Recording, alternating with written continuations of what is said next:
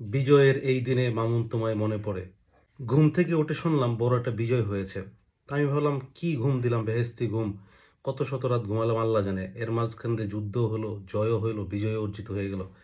তা আমি একটু খোঁজ খবর নিচ্ছি হলো কিসের জয় হলো, বাংলাদেশ কিসের জয়লাভ করলো। পরে দেখি না এটা বাংলাদেশের জয় না, আল্লামা মামুন সাহেবের জয়, বিজয়। তো আমি আরেকটু খুঁজলাম তাহলে মামুন সাহেব কি আবার কোনো হোটেল বা রিসোর্টে অন্য কোনো বেডি মানুষ নিয়ে ধরা খেলো কিনা, এবং ওখান থেকে হয়তো তার সাঙ্গপাঙ্গরা তাকে ছুটায় নিয়ে আসছে, এটাও একটা বিজয় হতে পারে ভাবলাম এটা। পরে দেখি না এটাও না। খুঁজে দেখলাম যে ও আচ্ছা, আচ্ছা, আচ্ছা। উনি যে সেই ৫০১ নাম্বার রুমে শহীদুলের ওয়াইফ ঝর্ণাকে নিয়ে ধরা খাইছিলেন, ওইটাকে উনি এখন বিজয় হিসাবে ব্যাখ্যা করেছেন এবং এটা ফ্যাসিবাদের বিরুদ্ধে বিজয় হিসাবেও তিনি ডিক্লেয়ার করেছেন। তো আমার দিনের শুরুটা এত ভালো হলো আজকে। পুরুষ মানুষ হিসাবে এর চেয়ে সফলতা আসলে নাই। দেখেন সারা জীবন দেখছি, শুনছি যে পুরুষ মানুষ তুমি যদি মদ খেয়ে ধরা খাও, ঠিক আছে তোমার বাপ-মা রাগ করবে, বউ-বাচ্চা মন খারাপ করবে। কয়েকদিন পরে ঠিকঠাক হয়ে যাবে। ঠিক আছে আর খাইও না এটা বলে। জুয়া খেলে ধরা খাবা, বলবে এই জুয়া খেলো না, জুয়া খেলে সব নষ্ট হয়ে যায়, এগুলো করবা না। রাগারাগি হবে, ঠিক আছে ফাইন।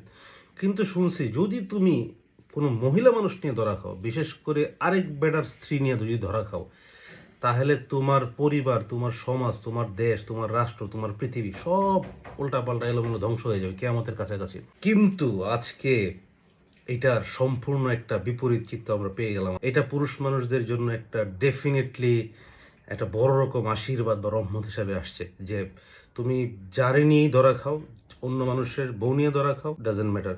একটু সময়ের অপেক্ষা করতে হবে ৫, ৭, ১০ বছর।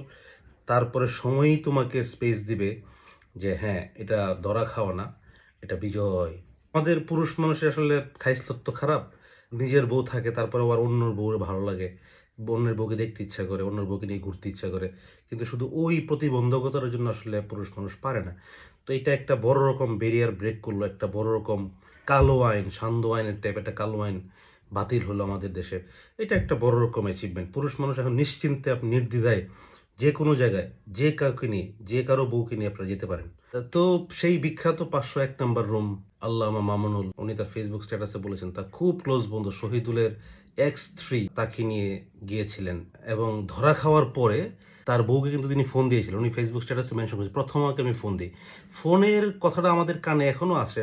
তার বউকে উনি বলছিলেন, "তুমি আবার কিছু মনে করো না, এটা শহীদুলের স্ত্রী।" এরকম একটা কথা বলছিলেন। যাই হোক, তো ফেসবুকে বলছেন, "প্রথমার কাছে জানাই, আবার প্রথমার কাছে প্রথম সবকিছু খোলামেলা করে বলতে পারি নাই।"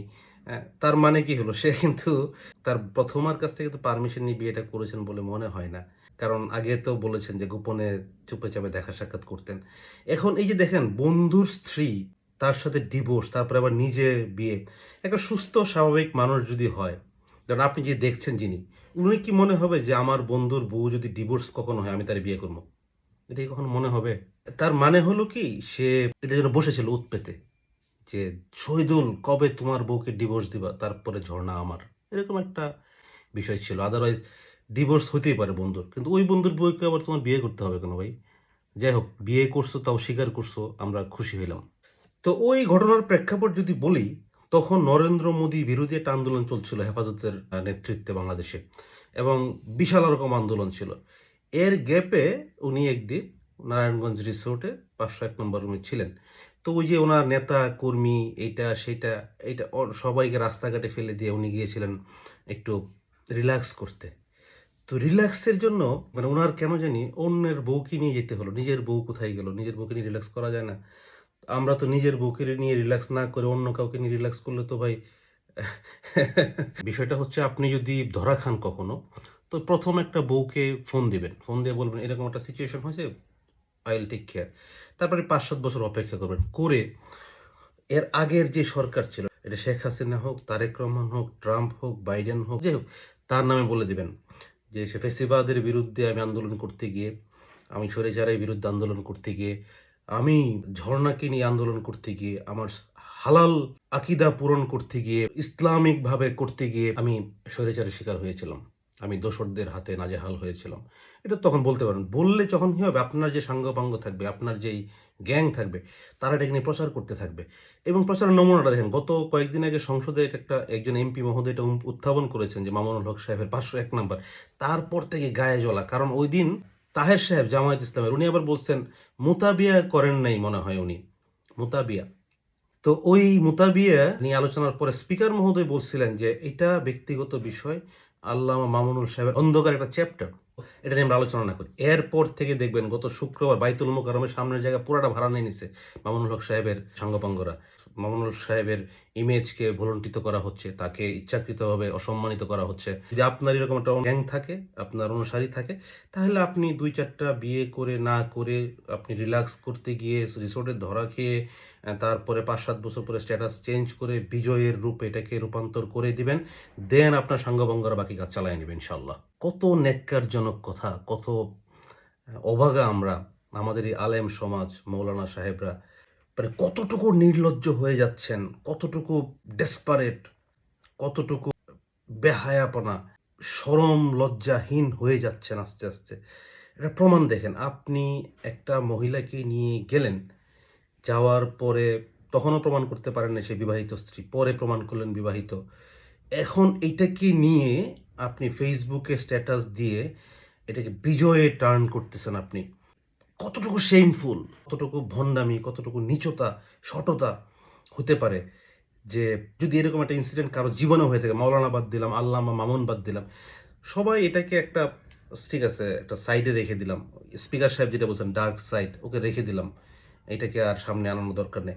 কিন্তু এইটাকে নিয়ে সে গর্ব করে, এটাকে পলিটিক্যাল কালার দিয়ে, তুমি গেছো ড্যাশ করতে হোটেলে। এখন তুমি কালার দিতেছো, এটা হলো পলিটিক্যাল বিষয়। ভন্ডামির আরেকটা লেভেল দেখেন। তার স্ট্যাটাসটা যদি পড়েন আপনারা দেখবেন, সে নিয়ে আসছে আমাদের প্রিয় নবী হযরত মুহাম্মদ সাল্লাল্লাহু সাল্লামের তার ফ্যামিলির সময় যারা বিভিন্ন রকম ব্লেমের শিকার হয়েছিল, ওই রেফারেন্স টেনে নিয়ে আসছে যে উনাদের সময় উনারা ব্লেমের শিকার হয়েছে, তা আমি তো হইতেই পারি।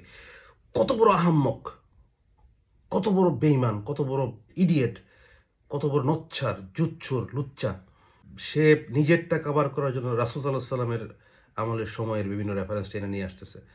মানে মানুষকে বিভ্রান্ত করা, এই নষ্টামিকে সোশ্যালাইজ বা নরমালাইজ করার জন্য মানুষকে যতভাবে ডাইভার্ট করা যায়, যতভাবে মানুষকে আসলে ক্যানালাইজ করে নিয়ে তার দিকে নিয়ে যাওয়া যায়, এই হলো তার প্ল্যান।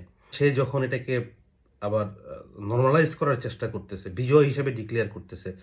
এই যে বিজয় প্রতি বছর এত হুজুর, এত ঝর্ণা পাবে কোথায়? এটা একটা বড় রহস্য। এত ঝর্ণা সাপ্লাই কোত্থেকে আসবে? এই যে আল্লামা মামুন সাহেবরা নিজেদেরকে আলেম ওলামা আখ্যা দিয়ে সুন্নতি লেবাস নিয়ে মানুষজনকে বিভ্রান্ত করে চলেছেন কোরআন হাদিসের এরকম রেফারেন্স দিয়ে। তো এইটার জন্য আসলে আমাদের সমাজ, আমাদের দেশ সাফার করতে হবে। কিন্তু দেশের আমরা হলাম আসলে অভাগা মানুষ, অভাগা জাতি হয়ে গেছি আস্তে, এবং এমন একটা সিচুয়েশনে তারা নিয়ে গেছে আমাদেরকে, যে আমাদেরকে আসলে দেখা ছাড়া কিছু করার নেই। মানে আমাদেরকে তারা চোদনাই বানায় রাখলো এবং আমরা চোদনাই হয়ে থাকবো হয়তো ভবিষ্যতে।